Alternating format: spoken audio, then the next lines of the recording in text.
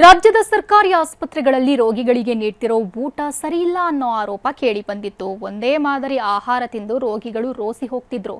ಇದೀಗ ರೋಗಿಗಳಿಗೆ ತರಹೇವಾರಿ ಫುಡ್ ನೀಡಲು ಆರೋಗ್ಯ ಇಲಾಖೆ ಪ್ಲಾನ್ ಮಾಡಿಕೊಂಡಿದೆ.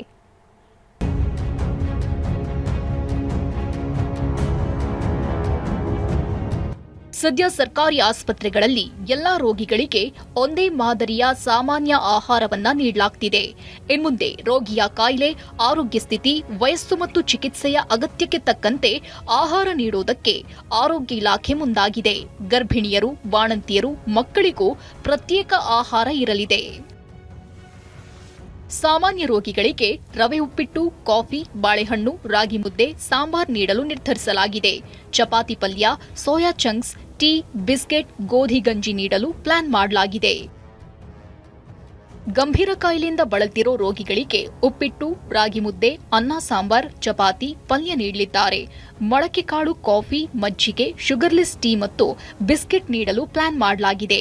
ಗೋಧಿ ಗಂಜಿ, veg salad, pongal, bread, coffee ಸಿಗಲಿದೆ.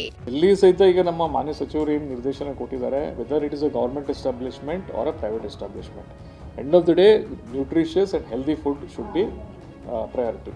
ಸೊ ನಾವು ಸಹಿತ ಈಗ ನಮ್ಮ ಏನು ಈ ಡ್ರೈವ್ ನಡೀತಾ ಇದೆ, ಭಾಳ ಚೆನ್ನಾಗಿ ಮಾಡ್ತಾ ಇದ್ದಾರೆ, ಅದಕ್ಕೆ ಸಪೋರ್ಟ್ ಕೊಡ್ತೀವಿ. ನಮ್ಮ ಹಾಸ್ಪಿಟಲ್ಸಲ್ಲೂ ಸಹಿತ ನೀಟಾಗಿ ಇಟ್ಕೊಳ್ಳೋಕ್ಕೆ, ಕ್ಲೀನಿನೆಸ್ ಮೇಂಟೈನ್ ಮಾಡೋದಕ್ಕೆ, ನ್ಯೂಟ್ರಿಷಿಯಸ್ ಫುಡ್ ಕೊಡೋದಕ್ಕೆ ನಮ್ಮ ಎಲ್ಲ ಆರೋಗ್ಯ ಇಲಾಖೆ ಇವರಿಗೆ ಸಂಬಂಧಪಟ್ಟ ಆಡಳಿತಾಧಿಕಾರಿಗೆ ನಾವು ಡೈರೆಕ್ಷನ್ ಕೊಡ್ತೀವಿ. ಬಾಣಂತಿ ಹಾಗೂ ಮಕ್ಕಳಿಗೆ ಅಧಿಕ ಪ್ರೋಟೀನ್ ಯುಕ್ತ ಆಹಾರ ನೀಡಲಾಗುತ್ತೆ. ಮಧುಮೇಹಿಗಳಿಗೆ ಡಯಟ್ ಮೆನು ಇರಲಿದೆ.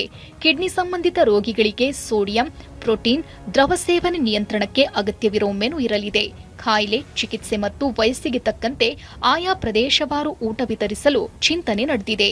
ಈ ವರ್ಷದ ಅಂತ್ಯದಲ್ಲಿ ಅಥವಾ ಮುಂದಿನ ವರ್ಷದ ಆರಂಭದಲ್ಲಿ ಆಸ್ಪತ್ರೆಗಳ ಊಟದ ಮೆನು ಬದಲಾವಣೆಯಾಗೋ ಸಾಧ್ಯತೆ ಇದೆ. ವಿನಯ್ ಕುಮಾರ್ ಕಾಶಪ್ಪನವರ್, ಟಿವಿ9 ಬೆಂಗಳೂರು.